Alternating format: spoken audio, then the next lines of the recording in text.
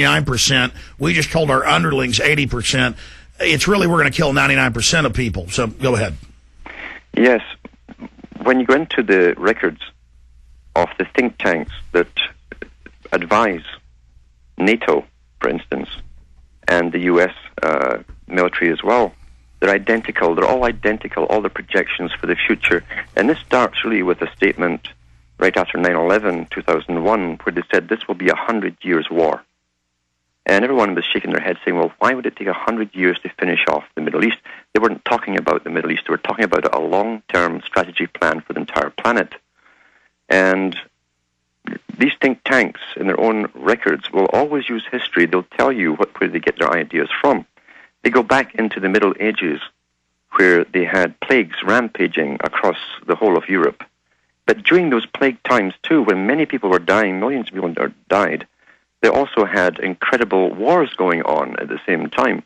And the effects on the general populations were studied even then, often by monks who did the documentation, to see the effects on the public who were truly mind-bombed. They were so afraid that the plague was going to get them, so much so they'd allow armies to march through and pillage their food from them and their livestock, etc.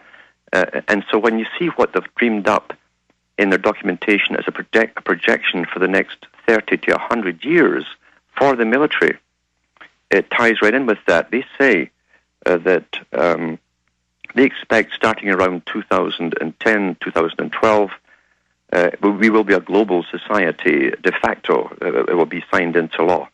But then the plagues that are coming, they expect them to come. So we'll have plagues just like the Middle Ages, pandemics. Now, pandemics are ideal for bringing down a population of even the whole world, but not too suddenly, because a pandemic can be contained within an area. It can die off and reappear 2 or 3 years later and kill off more in the same area. So it's a long-term takedown. That way, the people who are alive can bury the dead. It's not untidy. They're all out of sight, etc. So we clean up our own mess as we die off. And at the same time, they expect there's going to be massive food shortages, which they had again in the Middle Ages. And in the Middle Ages, where you had various armies competing with each other and kings for power in different countries, you're going to have a global society here where the people will be revolting for lack of food, because the food supply of the world is now tied up into about 5 corporations' hands. And we know the United Nations, under their own mandate, and the Department of Agriculture, say that they will be responsible for doling out the food to every nation. And part of that will be to keep down the populations. If your population increases, they will not increase the food supply. But what you're going to find is once they give you a quota for maximum population, the next year they're going to down that quota again. Say, well, we know we told you this, but what they bring, there's not enough food to go around, so you have to bring down your population. So each country, will be up to them to bring down their numbers one way or another. And at the same time this is happening, you're going to have a world military managing the riots to do with food primarily and lack of necessities and medicines and so on. And they're prepared to use neutron bombs. So it's almost an update of the Middle Ages that they're bringing into effect. It worked then, and they believe it will work again. And they believe that by the year 2030, we'll pretty well be all died off one way or another. Most of us apparently are sterile already, or almost so. And they believe then that China will start to decline massively, because even now, I think their population is 2 to 3 or 3 males to every 1 female, because they're encouraging infanticide there mainly on the female, and therefore they themselves will start to decline. And because once they're on the westernized food and the inoculations, they will also start to become sterile. So within another, say, 2030 to 2050, 2060, the population of China will be drastically reduced as well. So this is how they see the whole plan working out. And then they tie in the transhumanism agenda, where they'll bring out a new type to serve them, no doubt grow their own food for those who are left, for the elites themselves, natural food, of course, but a new type of human who will give them no problems whatsoever. They'll be manufactured humans with no ability to think as a separate individual. There'll be a type of herd animal or hive animal, as they call it in their own words, and they'll be very, very efficient. And they can also be programmed to do different jobs because they'll also be part cyborg. That's really what they believe at the top. And this is through all the records of academia to do with transhumanism. That's what I wanted to add. That's what I wanted to add. They are, and we'll continue, they're sucking the youth in.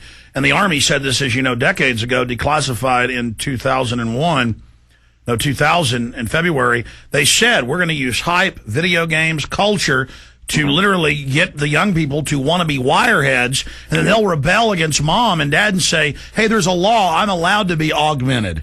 And then the Washington Post admits that the corporations are getting the children ready to rebel, the teenagers, to take the augmentation. And then now one of the most famous video game company owners and inventors came out and said, yeah, soon you'll need to be augmented with chips in your body to even play our game.